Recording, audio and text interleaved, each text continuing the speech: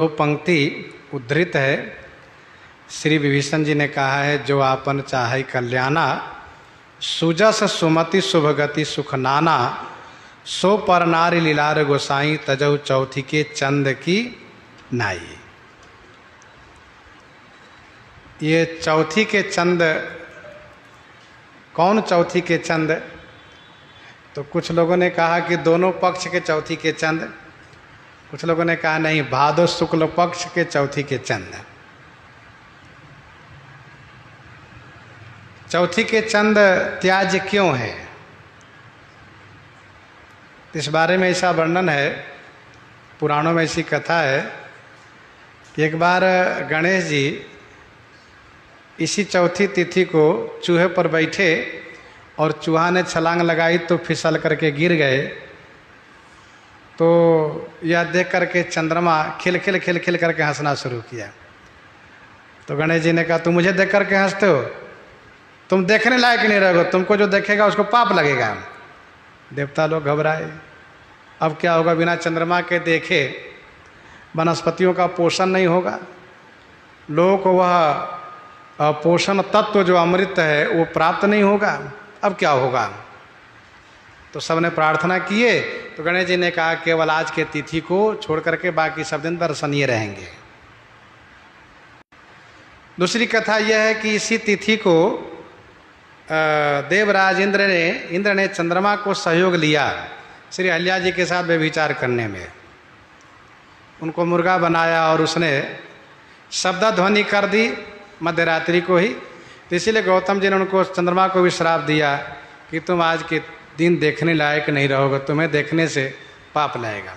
तीसरी कथा यह है कि चंद्रमा ने जब यज्ञ किया तो सभी को विदा किया, लेकिन गुरु पत्नी को नहीं विदा किया, उनको रख लिया। और चौथी तिथि को ही उनके साथ सहगमन किया, शशि गुरुतीय गामी नगुसा। तो शशि चंद्रमा ने गुरुतीय के साथ गमन किया, इसीलिए इस तिथि को वह कलंकित हो गया और इस तिथि को देखने से देखने वाले को पाप लगता है। यह बात प्रसिद्ध हो गई। रही बात कि यदि मान लो भूल चूक से देख भी ले तो उसके लिए उपाय क्या है? इसके लिए उपाय यह है कि भगवान श्री कृष्ण की वह कथा जो सेमंतक मणि वाली कथा है, जो श्रीमद् भागवत जी के 10वें स्कंध में ये 56-57 अध्याय में वर्णन है, उस कथा को सुनने से, कहने से दोष का मार्जन हो जाता है, पाप समाप्त हो जाता है। दास जब मणिराम छावनी में रहता था तो वहाँ पर संध्या काल चौथी तिथि को मंदिर के प्रांगण में जगमोहन में भागवत जी के इन 2 अध्याय पर विशेष रूप से प्रवचन हो और सब बैठते, पूरा जगमोहन भरा रहता था। तो उस समय से ही ये बात चली आ रही है, जब श्री मणिराम दास छावनी से दास जब वेद मंदिर में गया और वहाँ कथा कह रहा था तो कुछ संतों ने कहा कि आपो सुनाया करिए। तो हमने कहा चलो हम भी सुना दिया करेंगे। तब से परिपाटी चली आई है, सुनाना चाहिए। और सुनाने का मतलब यह है कि चंद्रमा को नहीं देखना चाहिए, देखने का निषेध किया गया तो नहीं देखना चाहिए। अब कुछ लोग की एक आदत बन जाती है, कहते निषेध किया तो जरूर देखेंगे, कहेंगे आप कह दिए इसलिए देख ली, नहीं कहे तो नहीं देखते। अरे भाई, जब कहा जा रहा है कि सामने ऊंचा है, पैर उठा के चलो, तब कोई पैर घसीट के चले, ठोकर लगे तो उसके लिए कोई क्या सोचे, क्या कहेगा? तो इस तरह की बातें हैं, वस्तुतः देखना नहीं चाहिए। एक बात और भी है, इस तिथि के चंद्रमा को पूर्व में अर्थात मिथिला प्रांत में लोग दर्शन करते हैं। तो तिरहुत के पंडितों का मानना यह है, मिथिला के विद्वानों का कहना यह है कि चंद्रमा को दर्शन करना चाहिए, लेकिन खाली हाथ से नहीं देखना चाहिए। खाली हाथ से देखने वाले को पाप लगता है, इसलिए क्या, तो फल है, मेवा मिष्ठान लेकर के चंद्रमा को दर्शन करना चाहिए। तो जैसे उत्तर प्रदेश में इधर कजली तीज मनाई जाती है, तो वैसे उधर चौथी मनाई जाती है, चौथी तिथि। तो माताएं व्रत रखेंगे दिन भर और सायंकाल चंद्रमा को फल फूल आदि ले करके हाथ में लेकर दर्शन करती हैं, फिर व्रत तोड़ती हैं। इस तरह की बातें हैं। हम लोग मानव जी के माध्यम से इस बात को समझने का प्रयास करें कि तजहु चौथी की चंद की नाई, तो इसका मतलब यह है कि नहीं देखना चाहिए तो नहीं देखना चाहिए भादो शुक्ल पक्ष चौथी तिथि के चंद्रमा को। यदि मान लो देख ले तो क्या करना चाहिए? तो श्रीमद् भागवत जी के 10वें स्कंद के उन 56-57 अध्याय की कथा कह सुन लेना चाहिए, पढ़ लेना चाहिए, सुन लेना चाहिए। वहाँ कथा क्या है? तो वहाँ कथा ये है, भगवान द्वारिकाधीश जब द्वारिकापुरी में विराज रहे थे, अपने परिकरों के साथ चौसर खेल खेल रहे थे, इसी बीच सत्राजित जो भगवान सूर्य के बड़े प्रिय भक्त थे, सूर्य द्वारा सेमंतक मणि पाए, उसको धारण करके जब आने लगे द्वारिका में, तो भगवान श्री कृष्ण से कुछ लोगों ने कहा, प्रभु देखो सूर्य भगवान आ रहे हैं। भगवान श्री कृष्ण ने मुस्कुराते हुए कहा, सूर्य नहीं है, फिर ये सत्राजित है, इनको भगवान सूर्य ने मणि दिया है, उस मणि से चमकते हुए आ रहे हैं। सत्राजित आए, सेमंतक मणि को प्रतिष्ठा कराए, पधराए, उस मणि से 8 भार सोना मिलता है और बहुत खुश रहते, बड़े प्रसन्न रहते हैं और बढ़िया यज्ञ आदि करना, बढ़िया मकान आदि बनाना, सब कार्य शुरू हो गया। 8 बार रोज सोना मिलता है, उनसे पूजा करते हैं। एक दिन यूं ही विनोद में भगवान श्री कृष्ण ने कहा कि आपको यह मणि महाराज उग्रसेन को दे देना चाहिए। तो यह बात उन खटक गई, हम क्यों दें, क्योंकि हमें भगवान सूर्य ने दिया, तो हम क्यों राजा उग्रसेन को देने जाएं।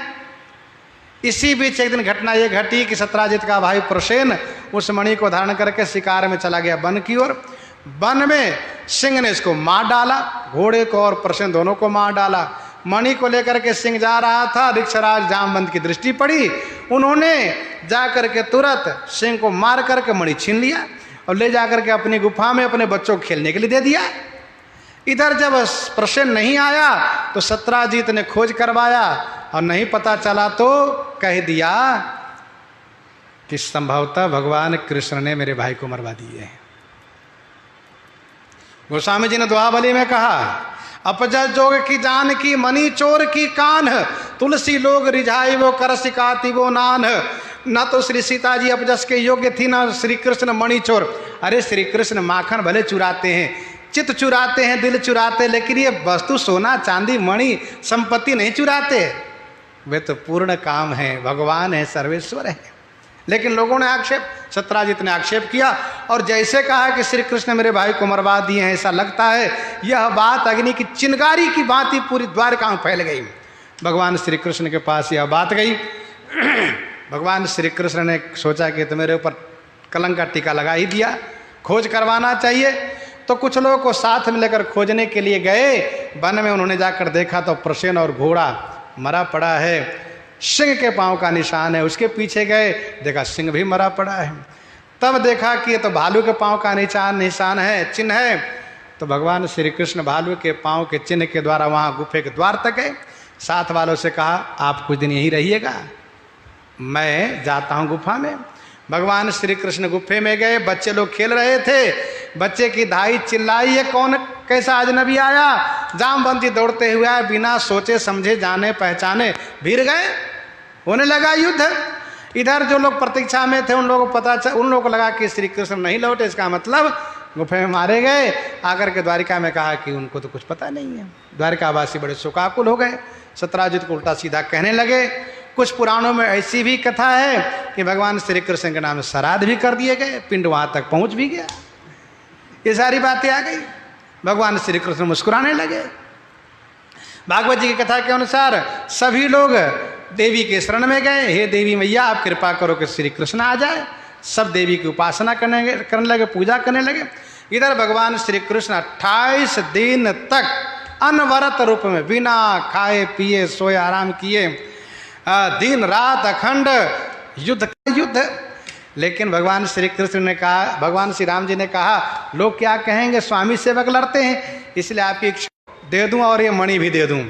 तो उन्होंने अपनी बेटी सत्यभामा और सेमंतक मणि दोनों भगवान कृष्ण को अर्पित किया। भगवान श्री कृष्ण ने कहा, सत्राजित अब रिश्ते में आप ससुर हो गए, सुनिए बेटी के हाथ में ले लेता हूँ, मेरी धर्म पत्नी बनेंगी। और रही बात मणि, तो आप भगवान सूर्य के भक्त हैं, आप इनकी सेवा पूजा आप कीजिए, केवल फल हमको दे दिया करिए। सुने, दोनों ने सत्राजित को उकसा दिया और उकसा करके सियाराम सतधनवा को उकसा दिया। सतधनवा को उकसा दिया। सत्राजित अक्रूर और कृतवर्मा ने कहा, देखो सत्राजित ने कहा था अपनी बेटी की विवाह तुम्हारे साथ करेंगे, लेकिन उन्होंने श्री कृष्ण को दे दिया। एक काम करो, मौका है, मार डालो सत्राजित को। बस सतधनवा ने जा करके सत्राजित को मार दिया, हत्या कर दिया, निर्ममतापूर्वक हत्या कर दिया। सत्यभामा जी रोने लगी, बहुत रुदन की। सबको सुरक्षित करा करके, अर्थात तेल भरे नौका में रख करके सुरक्षित करा करके श्री कृष्ण के पास गई हैं। श्री कृष्ण दाऊ जी बड़े दुखी हुए हैं। श्री कृष्ण तो सब जानते, फिर भी आए हैं।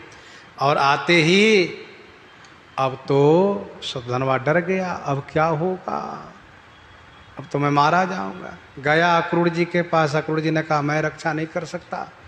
कहा आपने उकसाया था सो। कहा अरे मैं कहूं तो कुएं में कूद जाओगे, अग्नि में कूद जाओगे। भगवान कृष्ण से विरोध कोई नहीं ले सकता, मैं नहीं ले सकता हूं, मैं उनको प्रभाव को जानता हूं। कृतवर्मा से जाकर कहा भैया बचा लो। कहा नहीं, जिन्होंने कंस को मारा उनको मारा, उनको मारा, उनको मारा, सबके नाम गिना दिए। कहा उनसे विरोध नहीं लूंगा। सतधनवा बड़े सोच में पड़ गए, चिंता पड़ गए, अब क्या करें। तो मणि लेकर के अक्रूर जी के पास रख दी, लीजिए मैं चला। और वे जा करके घोड़े पर चढ़ करके भागने लगे। भगवान श्री कृष्ण दाऊ जी रथ पर रथारूढ़ होकर के इनका पीछा किए। मिथिला जी के उपवन में ले जाकर उनको मार गिराए। खोज किया, मणि नहीं मिली।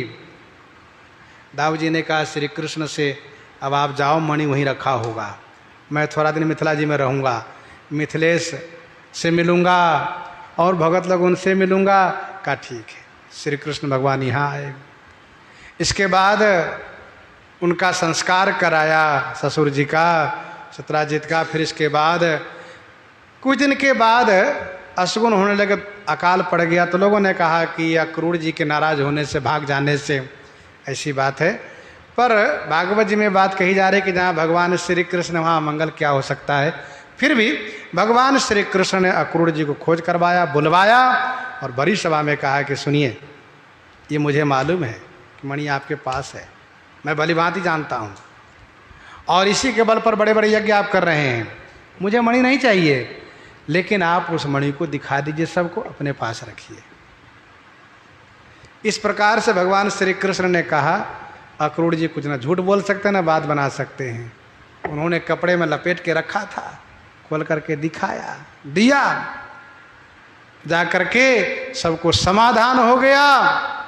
तो भागवत जी में वर्णन है कि इस कथा को कहने सुनने से कैसा भी कलंक लगा हो, कलंक मिट जाता है, समाप्त हो जाता है।